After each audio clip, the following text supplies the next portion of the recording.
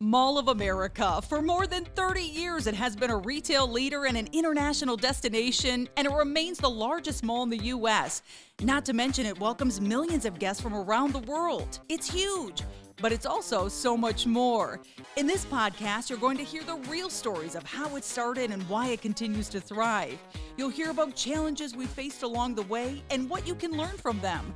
We will feature guests and experts from all walks of life and business, and along the way, you'll laugh, learn, and maybe even change the way you look at things. So if you're a fan of the mall, a brand new visitor, an entrepreneur, or a dreamer, prepare to dive deep into so much more. This podcast is presented by the Bloomington Convention and Visitors Bureau.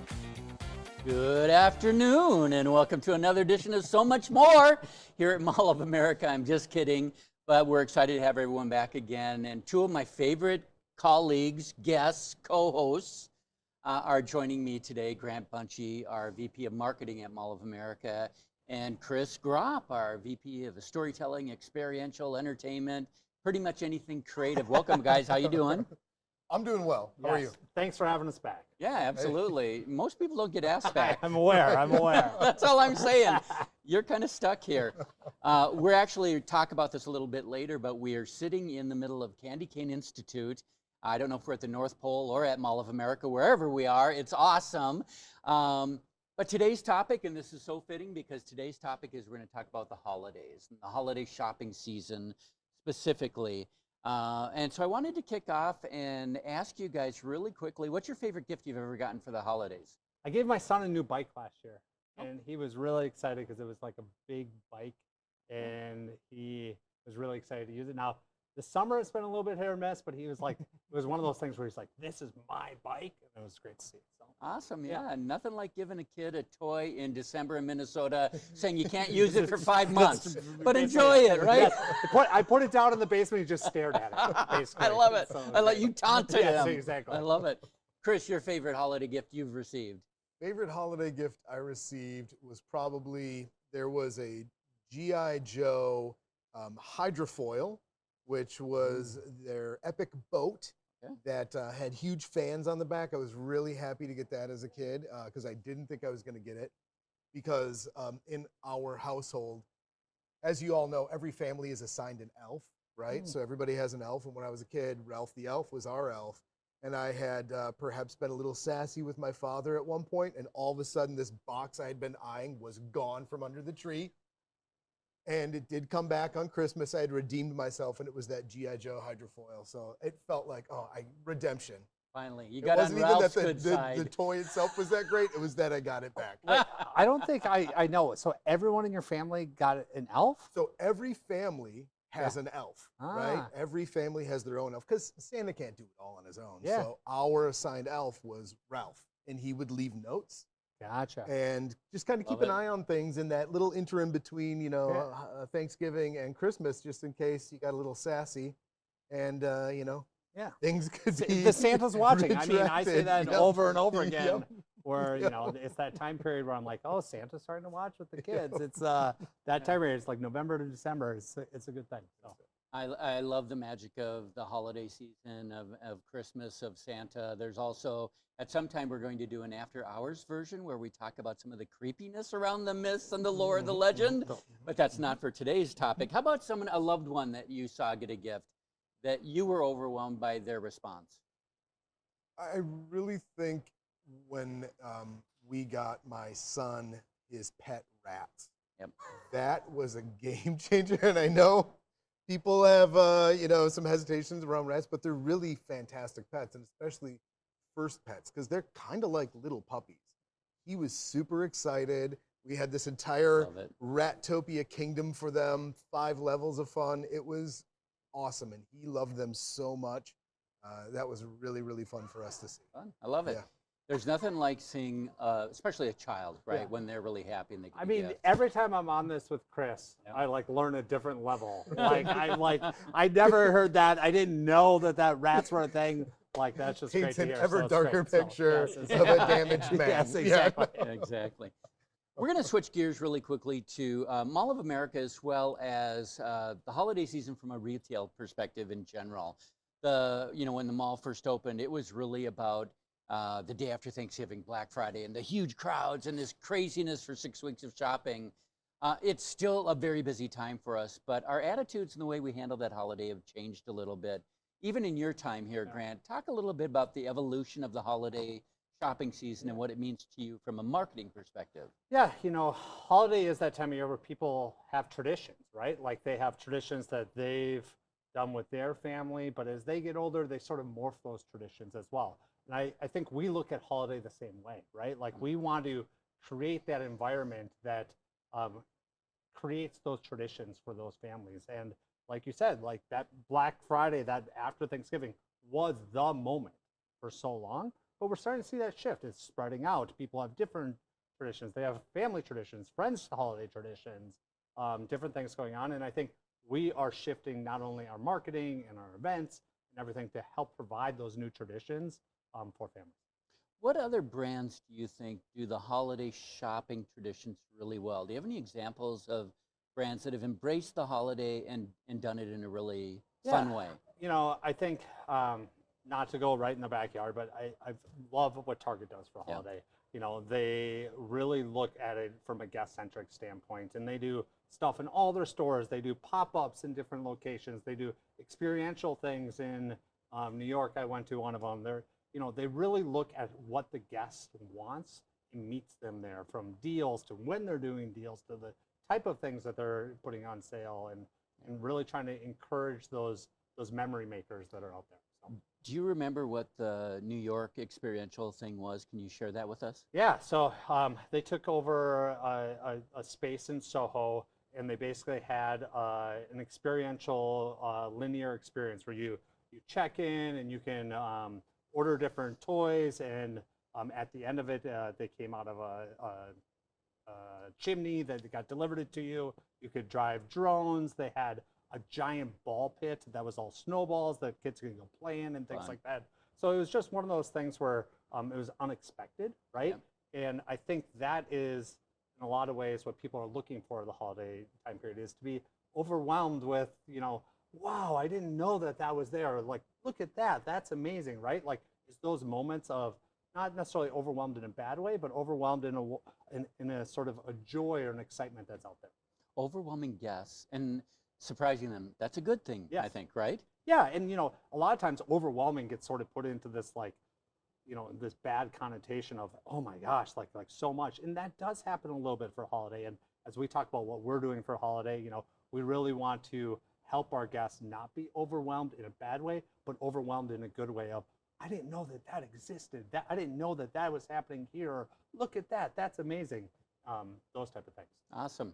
Talking about experiences and linear experiences and the unexpected and overwhelming, Chris, talk a little bit about where we are and how this came to be. Well, it's interesting hearing you speak about brands that are doing it well, or what the expectation from a brand is.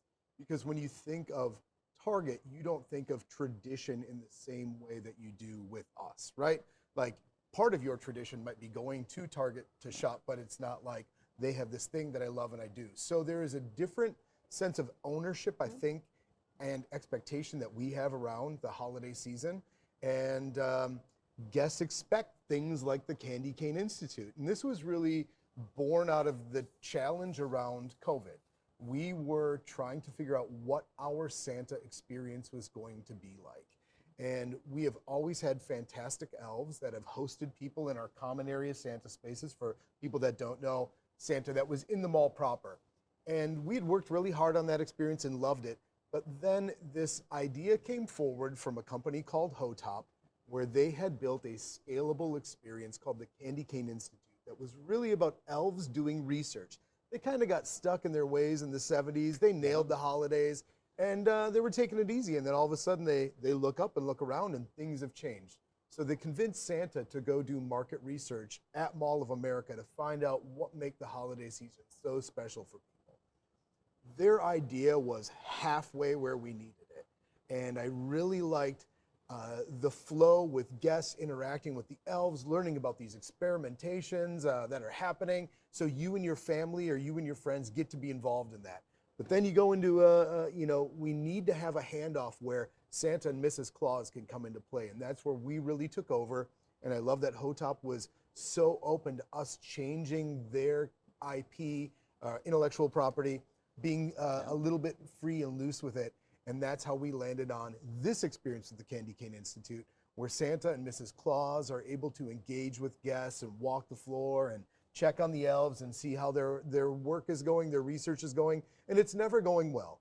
But Santa and Mrs. Claus, they know that. And the elves, they mean well and they try really hard, but it's really fun for families. We're so happy that we were able to work with somebody and truly change the experience guests have.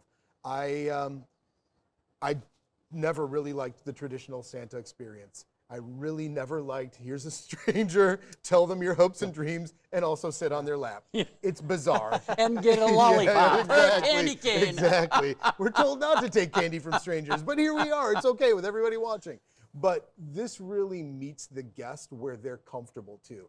So if you have a child that's a little bit more shy or doesn't know what to say, there's so much to engage with and interact with here. It's not just about what you want for the holidays. It's about who you are and your experiences. And Santa and Mrs. Claus, they do a fantastic job of meeting guests where they're comfortable. And I'm so thrilled that this year, finally, we will be able to do Candy Cane Institute the way we intended. It's worked great thus far, but I think this year we really have. And I think I wanted to just touch a little bit on, yes, I think you did a great job on describing Candy Cane Institute. But the first year when we launched, right, we got notified that we weren't allowed to do it in person, right? And it was 4 days before we were supposed to open. Exactly, right? Yep. And so we pivoted and made it an online experience. And I think it was one of those learning pieces for all of us to talk about that, because I think it worked okay, but it wasn't what we envisioned, right? Yeah. It wasn't what we knew that this experience could be. There's a lot of learnings from a technology standpoint on what could and couldn't work within that. And, you know, maybe that's a separate podcast at another time to really go into, you know, that guest experience. But I think we learned a lot for what works and what doesn't work. And we put that into the in-person experience too, so. Absolutely, absolutely. Even down from Santa. Yes. I don't want to tip my hand too much, but really what's important with your Santa is that they're an improviser. They don't need to look a certain way and fit a certain body type. It's really about them being able to have a conversation with guests first and foremost. Yeah. And last year, specifically, we moved entirely away from what we would consider a traditional Santa into all improvisers. And I feel like it was the best guest experience we've had with Santa to date. I would concur on many levels. I'm just saying. I've had a chance to walk around, look at the different experiments. I just have to point out that one of the things the elves created here at Candy Cane Institute is this amazing chocolate chip cookie glass filled with milk, the ultimate grab and go for Santa, right? Got to be efficient. That first year when we did shut down 4 days in advance, that was due to COVID. It was a re-break, a new round of COVID coming, so the governor shut down things. And there were problems. We didn't do everything perfectly, right? Technology. I know that one Santa had an experience with a 3-year-old girl and there was no sound. She could not hear him, he could not hear her. And so they played their sleigh bells for 90 seconds or 2 minutes, whatever that length of time was. And at the end, you know, any parent could have been really angry, right? I paid money for this, and my kid is expecting to talk to Santa. And the mom sent an email and said, you know, I just wanted to thank you so much. She loved seeing all the experiments with the elves. And if she doesn't stop playing that damn handbell, I'm going to go, right? So even though there was a technology issue, the team made it so fun that the family still had this memorable experience. I think that's what the mall has embraced over the past decade or so. Is creating memories, experiences. We also, as I recall, made it snow once inside the mall. I'm gonna let you talk about that. I mean, we make it snow all the time because the one time we made it snow, it worked really, really well. And I don't know why Minnesotans have a fascination with it snowing inside when it snows outside, but boy, we will go back to that well as many times as we can. But one of the things that we did, one of the first major pieces you and I worked together on was the Twizzard, which was a Twitter-activated blizzard That took place over Black Friday weekend in 2014. And basically, one of the things we talk about is how it's always 72 degrees in Mall of America. So we worked with a company to create these giant thermometers that said it's 72 degrees in here. It's all digital. And we incentivized people to tweet using the hashtag Twizzard. As they would tweet in, it would lower the temperature in the rotunda on those digital thermometers. And when we hit 32 degrees, it would trigger light show with different versions of Let It Snow playing and activate snow machines and create an indoor blizzard in the rotunda. It was far beyond what I think any of us anticipated it would be as far as a piece of engagement for folks. It was And who really tweeted? special. Who engaged? Everybody. Who didn't would be easier to talk Other about. brands? But other brands jumped in, celebrities jumped in. It literally went global. Yep. I mean, it went across the globe. And what we found was when people would tweet, we would share their tweets on the rotunda screen too. And when they saw their tweet up there, then they'd take a picture and send it out again. And that's how it really started to get the word out there about the Twizzard. People were tweeting from off property, trying to make these blizzards happen for people at Mall of America. It was super fun. It was super fun. It got media attention from around the world. But it's kind of, as you were talking about the Target experience in New York too, it's brands that think from an innovative viewpoint and experiential and want to create a memory, right? I think that's what it's all about. Have you ever seen occasions where a brand or Mall of America tried to do that and it didn't work? Yeah, I mean, I think there's times where things don't work, right? Like, I think we all want to continue to push the guest experience as marketers. That's like what we do, but it's not always going to be perfect. You know, I know that there's been past things here with holograms and different things that didn't necessarily hit the mark that we were looking for, but I would do them again, right? Like, I think it's important that we continue to try to do those things and push those forward. So, you know, I think depending on what it is, if your heart is in the right place on creating those memories for guests, either through experiences or deals or those things, I think you continue to try to do them. Well, I think that's what's interesting too, because once does not make a tradition. So we have to walk that balancing act too of delivering on certain things that are truly here. They are traditions. Yep. But also innovating and trying new things, because there's no tradition like a new tradition, right? Yeah. So it is that balance of what does work and what do we want to deliver on, but what do we want to try? So you guys both know this, but I actually have a family tradition for here at the Mall of America that's been going on for many years before I started here. Started by my uncles and my dad, where they did a holiday men's shopping trip to the Mall of America. So they would get together on a Friday or a Thursday, meet down here when it opens, and they would meet at one of the restaurants, grab lunch, and then they would basically shop for an hour, then meet up for an hour, have a couple beers, do something, shop again, and then it would go on and, you know, stay at one of our connected hotels. And that would go on back and forth. And when you turned 21 in our family, you got invited. So my cousins, my brother-in-laws have joined. My sisters crashed it one year, but it's like, it's those traditions. That's our family tradition, right? And Do the gifts get better Oh, as the day goes yeah, on, or or do they worse. get worse as It's- the day it's- goes on? Drunken shopping, yeah, yeah. exactly. And there's a lot of like, look what I found. You got to go to this store and check all of that.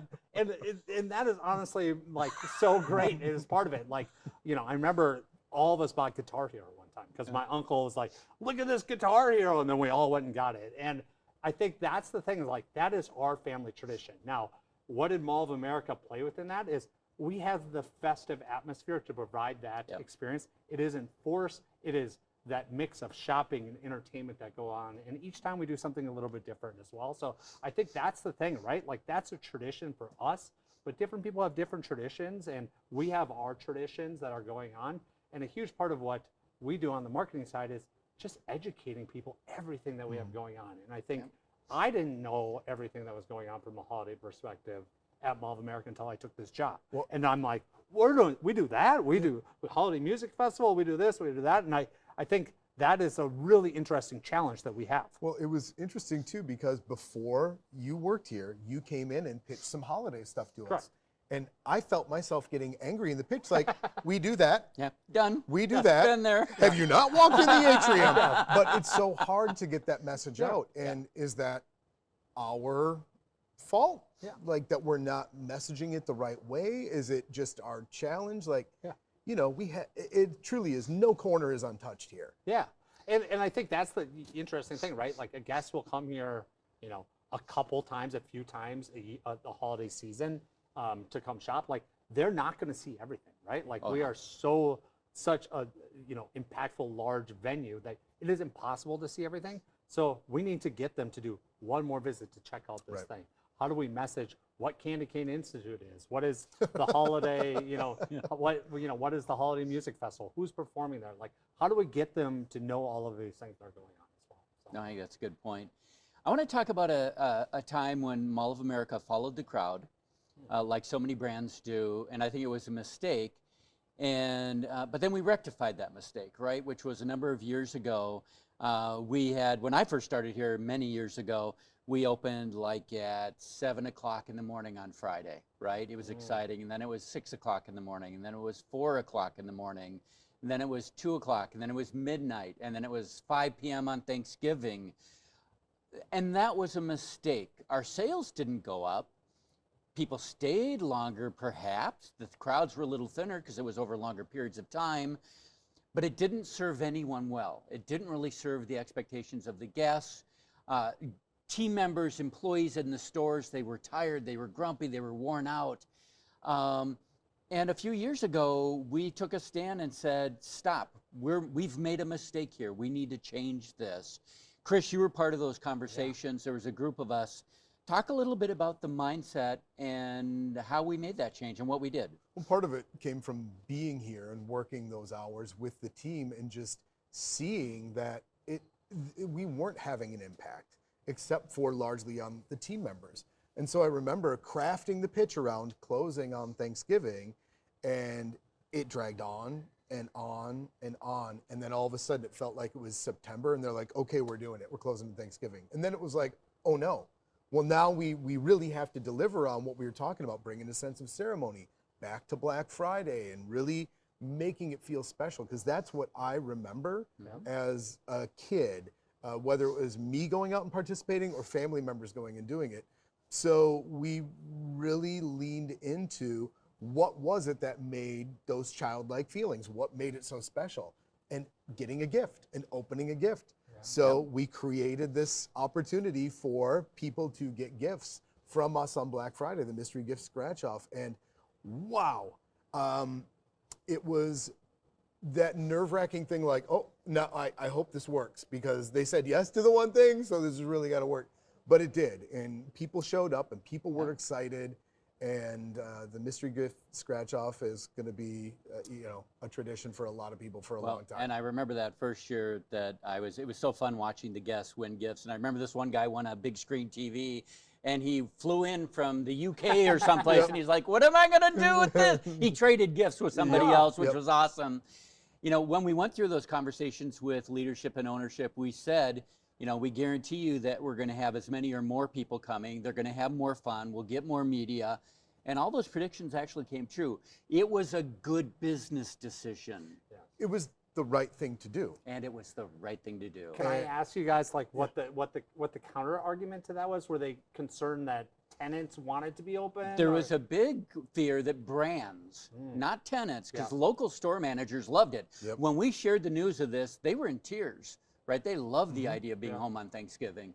It was the brands that were worried. And there was a fear that we would lose a share of that shopping. Yep. In truth, we had the largest crowd ever that Friday, Yep. and people bought. And they had a blast. And then that was its own challenge. And we're like, well, how do we do that again? Yeah. And then the next year, it was even bigger. It's And the year after, it was even bigger. And I was like, oh, like, this can't continue forever.